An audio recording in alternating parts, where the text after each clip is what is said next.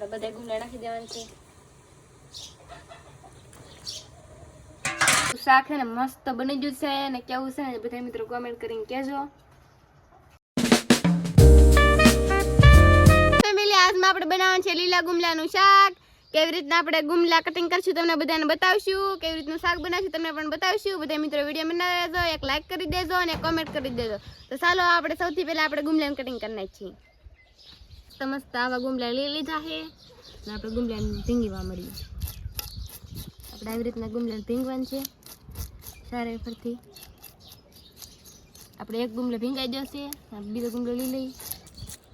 આપણે આવી રીતના ગુમલા ભીંગવાનું છે બધા. આ પણ ગુમલો ભીંગાઈ જાય મસ્ત મસ્ત. બીજો ગુમલો લઈ લઈએ આપણે. આવી રીતના બધા ગુમલા ભીંગવાના છે.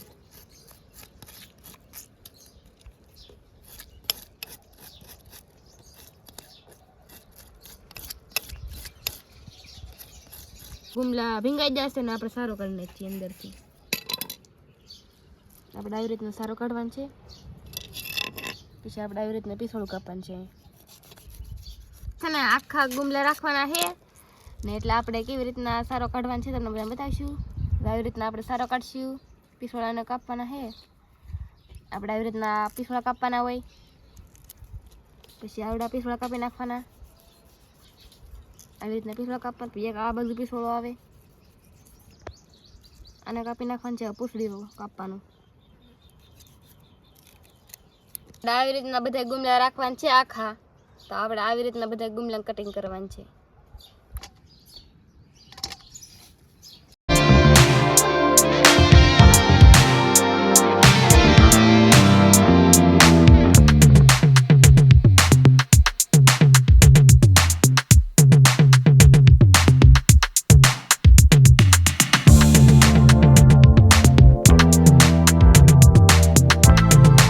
બધા ગુમલા આવી રીતના કટિંગ કરી નાખીએ પેલા.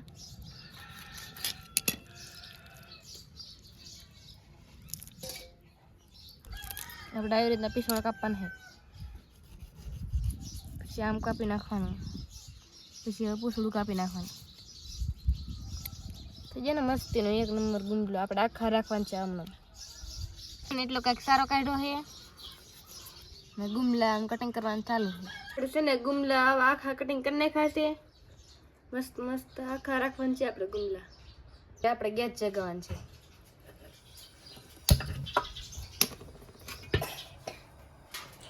હવે આપણે તેલ લાવવાનું છે.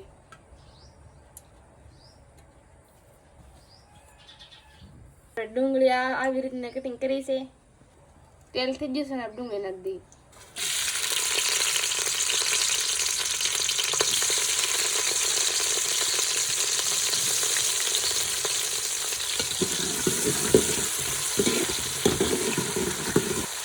તેલમાં ડુંગળી પકાવી નાખવાનું છે લીમડો. હવે હલાવવાનું.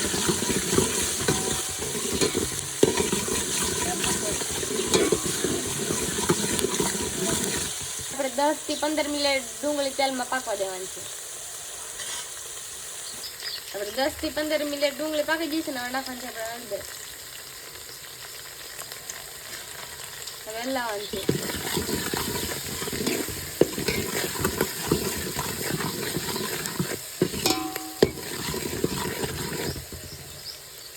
હળદર પાકવા દેવાનું છે.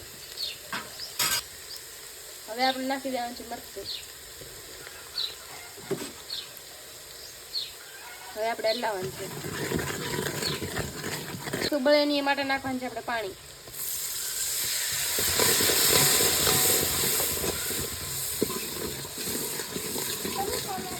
જીરું.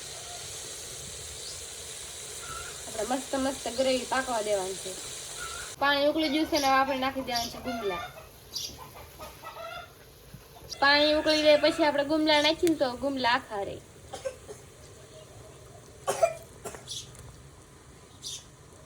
આપણે બધા ગુમલા નાખી દેવાનું છે. ગુમલા નાખી દીધા છે ને આપણે હલાવવાનું છે. આપણે ગુમલા ને મસ્ત કરી નાખીએ. હવે આપણે આમને પાકવા દેવાનું છે. ખાલી નાખી દઈએ. હવે આપણે ખાલી ઉગાડીએ. મસ્ત મસ્ત તેલમાં ગુમલા ફ્રાય થઈ ગયા છે ને આપણે હલાવીએ.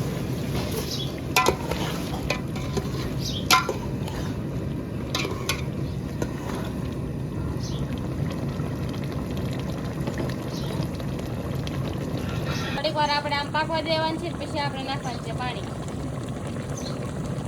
થોડીક વાર આમને ગુમલા પાકી જાય ને તો ગુમલા ભાંગે નહીં એ માટે આપણે પકાવવા પડે આવી રીતના. હવે આપણે પાણી નાખવાનું.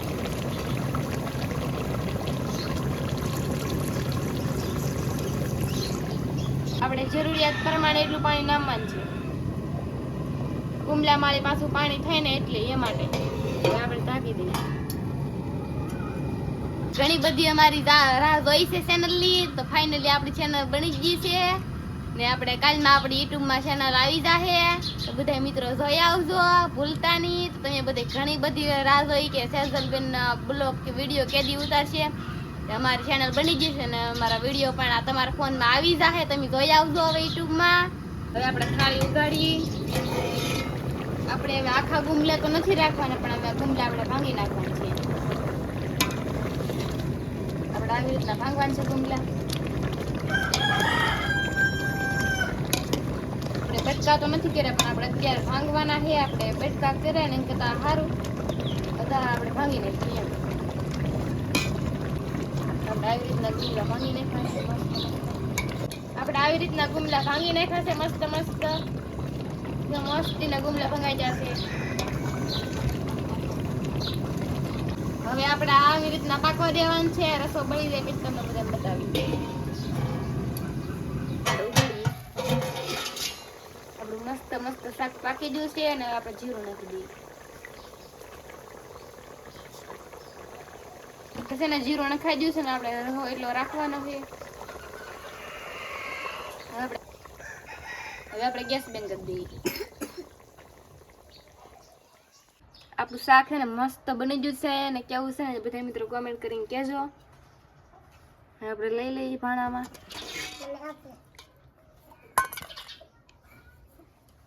કેવું મસ્ત નું શાક બનેલું છે. બધા મિત્રો આલો ગુમલાનું શાક ખાવા. તો ફેમિલી આપણા સેજલબેને તો મસ્ત ગુમલાનું શાક બનાવી નાખ્યું છે અને રસાવાળું છે એટલે આપણને ખાવાની મજા જ આવી જાય. તો ચાલો આપણે પહેલાં જમી લઈએ. આમ દો ભાઈ આવો કંઈક રોટલો છે મસ્ત મજાનું. અમારે ઘઉંનો રોટલો આવો હોય અને જો ભાઈ આવું ગુમલાનું શાક છે. તો પહેલાં જમી લઈએ પછી અપડેટ આપી. ચાલો સેજલબેને શાક બનાવ્યું એટલે કંઈક ઘટે નહીં એવું જોરદાર નેક્સ્ટ લેવલનું બનેલું. તો તમે પણ કરાય ખાતા હોય ને તો આવી રીતે બનાવીને ટ્રાય કરજો, બનાવજો. બહુ એટલે બહુ મસ્ત બનશે. અને તમે ભાઈ છે ને ઘણો બધો વેટ કર્યો છે કે સેજલબેનની ચેનલ ક્યારે આવે. તો ફાઇનલી સેજલબેનની ચેનલ બની ગઈ છે અને કાલ મેં વિડીયો પણ આવી જાય તો જોવાનું ભૂલતા નહીં. બસ તો આશા કરી કે આજનો વિડીયો તમને પસંદ કર્યો હોય તો લાઈક શેર અને સબસ્ક્રાઈબ કરી દેજો. મળીએ એક નવા વિડીયો. ત્યાં સુધી બધા મિત્રોને જય માતાજી, બાય બાય, આવજો.